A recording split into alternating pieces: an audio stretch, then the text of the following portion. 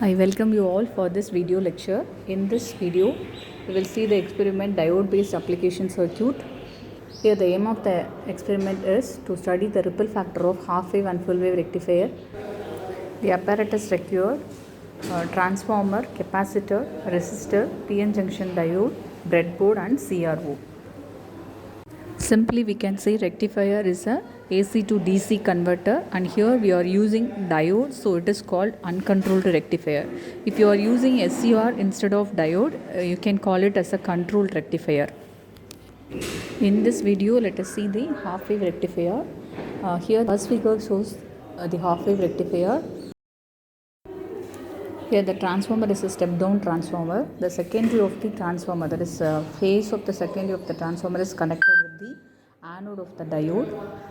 Cathode is connected with a resistor. The other end of the resistor is connected to ground. Similarly, the transformer secondary, the neutral of the transformer secondary is also connected to the common ground. The output is taken across the resistor. So here the CRO is connected across the resistor. Half wave rectifier allows one half cycle to enter into output, and it blocks the another half cycle, that is negative half cycle will be blocked in half wave rectifier. So in this output waveform we can see only the positive half cycle. Negative half cycle, the output is 0. This is transformer, center tap transformer, and it will act as a step down transformer. The primary is connected to the supply, and first we will set the input. Secondary is connected with the CRO. That is to check the input. We get a sine waveform with an amplitude of 20 volt. Next circuit, secondary of the transformer is connected with the diode, and this black color component is called as diode.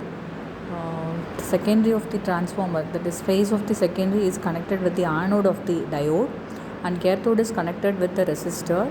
Other end of the resistor is connected to neutral, that is ground. Transformer neutral, other end of the resistor, and CRO negative is connected to the common ground. Output is taken across the resistor, so here the CRO is connected across that resistor. Now all the connections are made. Let us do the experiment. Now switch on CRO and give the supply to transformer. Now we can see our output in the CRO. So here it gives the rectified output. That means you get positive half cycle only, and the negative also during the negative half cycle of the input signal, here the output is 0. Next let us measure the amplitude. Here for that you have to press XY button in the CRO. Here it includes 3 boxes, and the voltage division knob is at 10 volt, so totally the peak value is 30 volt. You have to multiply this number of divisions with the voltage division to get the magnitude. So here 3 into 10 you get 30 volt. Next time period, here positive half cycle includes 1 box in the x-axis, and negative half cycle includes 1 box in the x-axis. So totally 2 units in the x-axis, and time division is at 10 milliseconds. So the total time period is 2 into 10 milliseconds, 20 milliseconds. That is positive half cycle is 10 milliseconds and negative half cycle is 10 milliseconds.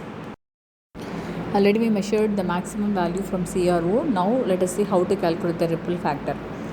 From the maximum value you can find the DC value, that is VDC is equal to V maximum by 2 pi. Next VRMS value, VRMS is equal to Vm by root 2. From this 2 value you can find the ripple factor. Ripple factor is equal to square root of VRMS divided by VDC the whole square minus 1. And the result is thus the input and the output waveforms are drawn for half wave rectifier, and the ripple factor is calculated.